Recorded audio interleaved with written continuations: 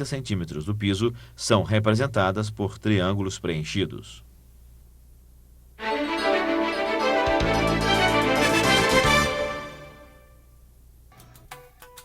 Aqui estão apresentados os principais elementos usados nas instalações elétricas.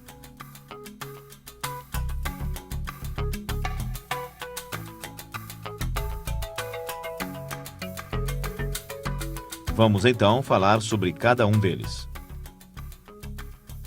O condutor elétrico exerce a função de transportar a energia elétrica até o local de consumo.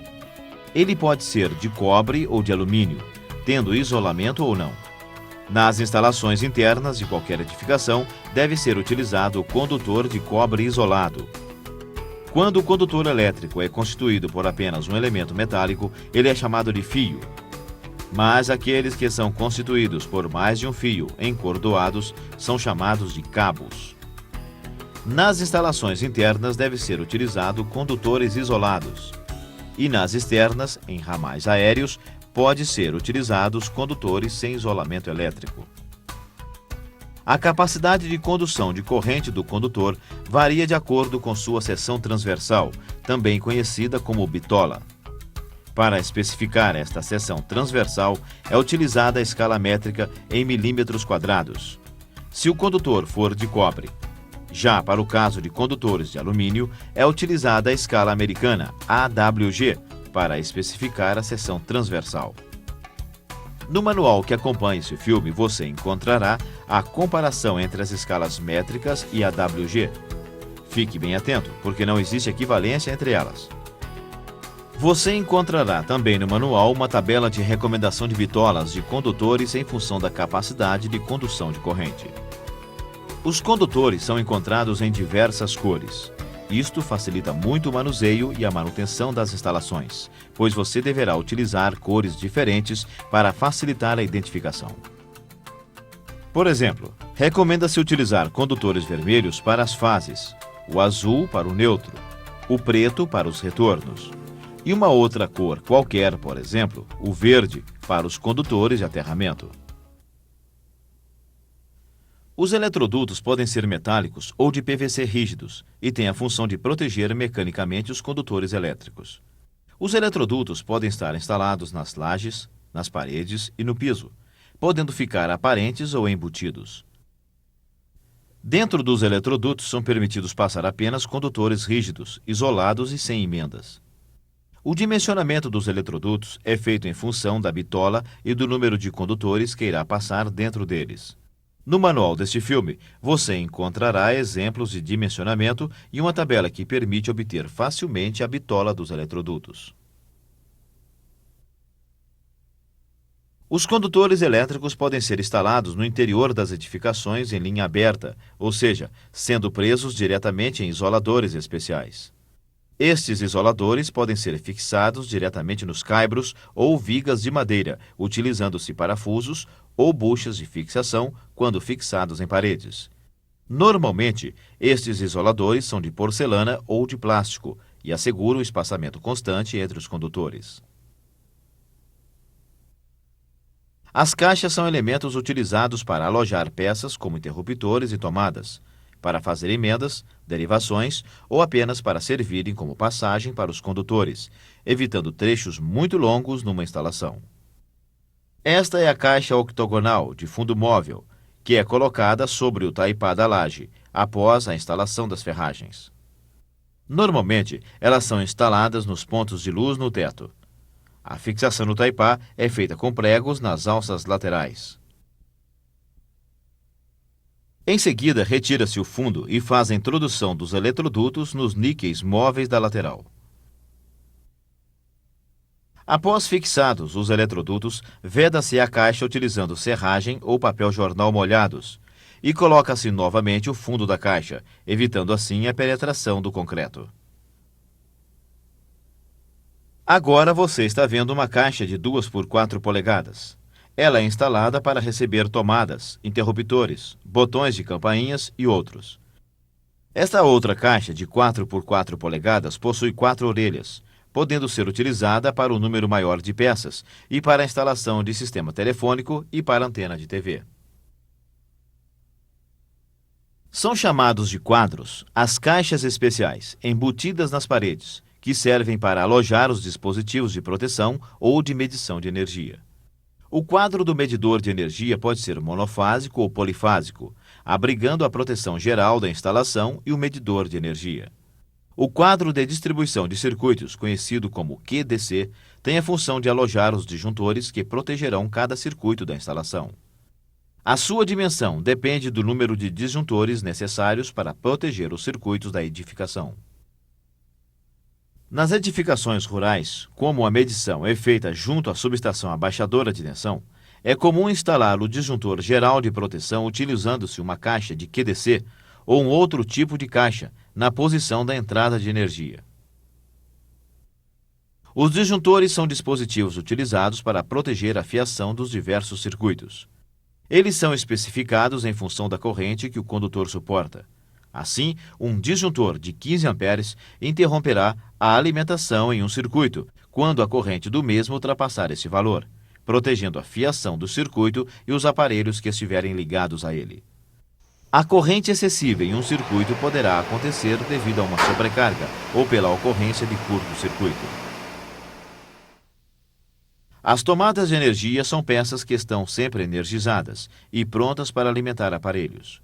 Existem dois tipos de tomadas, as de embutir, que são instaladas no interior das edificações, e as de sobrepor, que são montadas externamente em paredes ou madeiras. Os terminais de ligação dos aparelhos podem ser do tipo pino redondo, pino chato ou especiais, como no caso dos condicionadores de ar e microcomputadores. Sendo assim, você deverá instalar tomadas universais, as quais permitem a ligação de pinos redondos e chatos, e tomadas especiais somente para aparelhos que as exigem. As tomadas podem ser de uso geral, que são aquelas instaladas nos diversos ambientes para uso esporádico de diversos aparelhos, como enceradeira, liquidificador, máquina de furar e outros. E as de uso específico, que são instaladas com o propósito de alimentar determinados aparelhos, como motores elétricos, chuveiros, condicionadores de ar, geladeiras, aquecedores e outros. As tomadas devem preferencialmente ser instaladas a uma altura de 30 centímetros do piso para uso geral, a 1,10 m do piso em locais que se trabalha com água, como cozinhas e banheiros, e a 2,20 m do piso para tomadas altas, como é o caso dos chuveiros.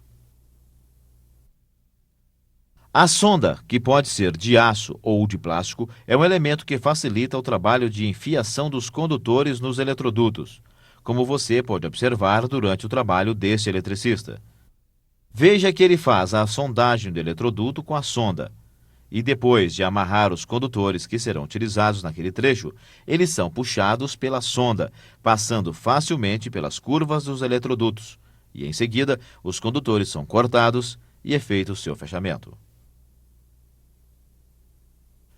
Os conectores são peças de cobre duro, de alumínio, peças de porcelana ou de plástico com parafusos, destinados a fazer emendas ou derivações em condutores. Eles devem ser utilizados quando se deseja fazer uma união rígida dos condutores. Após serem instalados, eles precisam ser totalmente envolvidos com fita isolante, como você está vendo. As emendas convencionais em condutores elétricos devem ser feitas apenas nas caixas octogonais, localizadas nos pontos de luz do teto.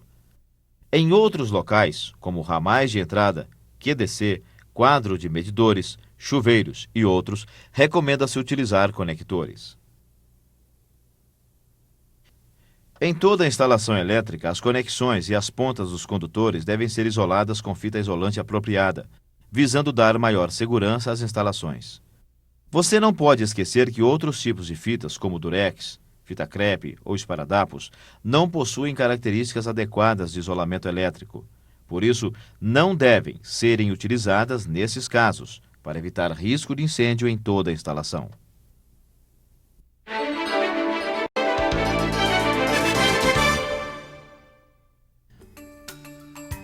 Basicamente, existem 4 tipos de circuitos elétricos, ou seja, os circuitos de iluminação, que são aqueles formados apenas por lâmpadas, os circuitos de tomadas, que são formados apenas por tomadas, os circuitos mistos, que são formados por lâmpadas e tomadas, e os circuitos individuais, que são destinados a alimentar individualmente cargas com potência acima de 1.500 watts. Todos estes circuitos partem do quadro de distribuição de circuitos, conhecido como QDC. O QDC deve ser instalado o mais próximo possível do centro geométrico da edificação, de tal forma que o comprimento dos condutores dos circuitos seja o menor possível, principalmente os de maior bitola. Este diagrama que você está vendo apresenta o QDC com alimentação monofásica. Veja que o barramento da fase alimenta todos os circuitos, assim como do barramento neutro partem todos os nêutrons dos circuitos. Agora você está vendo um QDC monofásico em condições reais. Observe que a ligação do condutor fase aos disjuntores de proteção de cada circuito é feita por meio de um conector apropriado. Da mesma forma, do neutro partem os nêutrons dos diversos circuitos. Agora veja o diagrama de um QDC com alimentação bifásica, ou seja, por duas fases mais o neutro. Observe que neste caso podemos ligar cargas em 240 volts ou em 120 volts. Um cuidado que deve estar sempre presente é com a necessidade de equilíbrio de cargas nas duas fases. Você pode observar também que as cargas ligadas a 240 volts, circuitos 1 e 4, possuem a proteção com disjuntores bifásicos. Veja este QDC bifásico instalado. Os diversos circuitos estão distribuídos nas duas fases. Este condutor é o neutro da alimentação principal e dele partem os nêutrons dos circuitos. É importante mencionar que para os circuitos alimentados a 240 volts, o neutro serve para ser conectado à carcaça do equipamento, garantindo a proteção das pessoas contra choques em casos de defeitos. O QDC nas instalações trifásicas possuem 3 barramentos fases e um barramento neutro. Destes barramentos partem os diversos circuitos, como você pode ver neste diagrama. Veja que agora podemos ligar cargas trifásicas nesta instalação. Você não deve esquecer que as cargas devem estar bem distribuídas entre as fases. O medidor de energia da fazenda normalmente está instalado junto ao poste do transformador. Daí, partem os condutores responsáveis pela distribuição elétrica na propriedade. A alimentação elétrica de cada edificação é feita, portanto, a partir desta rede de baixa tensão, chegando até o REX da edificação, equipado com roldanas. Este esquema mostra que os condutores elétricos de entrada passam pelo disjuntor geral de proteção e depois alimentam o QDC da edificação. Você está vendo agora o esquema do circuito elétrico de uma edificação com entrada bifásica, 2 fases e o neutro, na tensão de 240 volts. Observe nesse esquema em corte a instalação elétrica em uma residência rural, com fiação dentro de eletrodutos embutidos na laje e nas paredes. A localização da caixa com disjuntor geral de proteção está logo abaixo do REX de entrada, e daí é ligado diretamente ao QDC. Do QDC saem os eletrodutos que levam os circuitos existentes na residência. Observe também a existência dos para-raios de baixa tensão instalados junto ao ramal de entrada. Estes para-raios podem ser instalados nas paredes das edificações ou em postes próximos delas.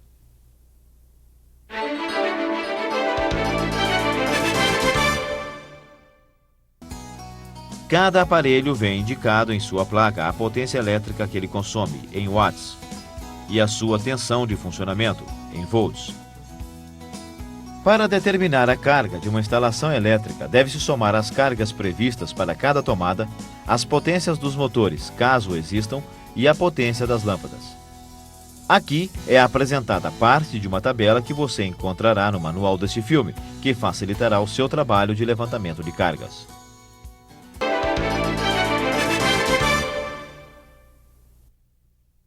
Os condutores e disjuntores de proteção que formam os circuitos internos das edificações são dimensionados de acordo com a potência do circuito e a tensão de alimentação. Nesse trabalho, vamos apresentar uma metodologia bem simples de dimensionamento, utilizando-se uma tabela como esta.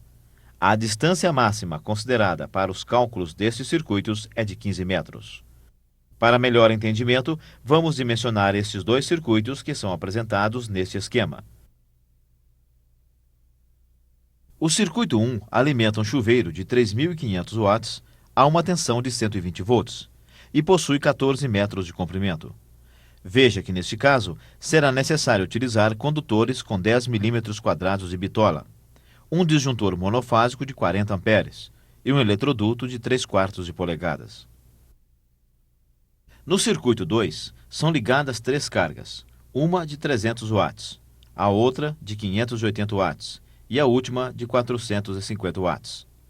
Neste caso, deve-se dimensionar primeiro os circuitos BF, CG e CH, todos com potência inferior a 750 watts e comprimento inferior a 15 metros.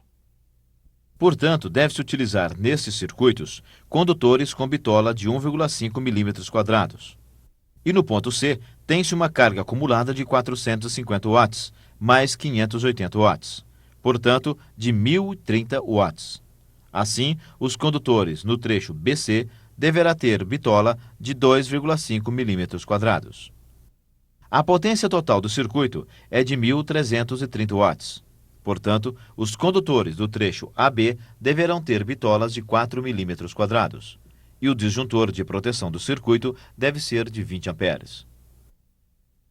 Os condutores que vão do REX de entrada até o QDC, passando pela caixa do disjuntor geral de proteção, são dimensionados em função da potência total da edificação, obtida pela soma das potências de cada circuito interno.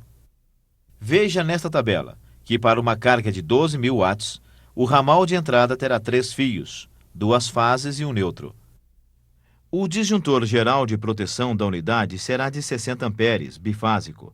As bitolas dos condutores será de 16 milímetros quadrados, instalados em eletrodutos de PVC rígido de 25 milímetros de diâmetro. O aterramento será feito com, no mínimo, uma haste e condutor de aço de 6,4 milímetros de diâmetro.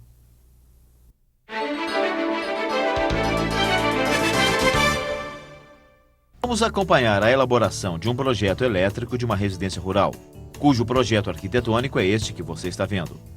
Observe que esta residência possui 2 quartos, uma cozinha, um banheiro, uma sala, uma área de serviço aberta e um depósito para ferramentas e pequenos consertos. O primeiro passo consiste em marcar a posição do QDC, no ponto mais central possível. Em seguida, é feita a marcação dos pontos de iluminação interna e externa da edificação, com as respectivas potências de consumo. Este símbolo significa ponto de luz no teto, cuja potência é 200 watts. Este outro símbolo representa um ponto de luz na parede, que é chamado de arandela e possui potência de 60 watts. Bem, feito isso, o próximo passo consiste em locar as tomadas, o que é feito considerando a posição e a potência dos aparelhos que serão utilizados na residência. As tomadas que não estiverem cotadas são de uso geral e possuem potência de 100 watts. Para maior segurança, economia e melhor funcionamento, vamos dividir a instalação em 4 circuitos, ou seja, os circuitos 1 e 2 para iluminação e tomadas de uso geral. O circuito 3 para tomadas individuais da cozinha e área de serviços. E o circuito 4 para o chuveiro elétrico. Assim, o circuito 1 ficará com uma carga de 1.120 watts. O circuito 2 com 1.080 watts.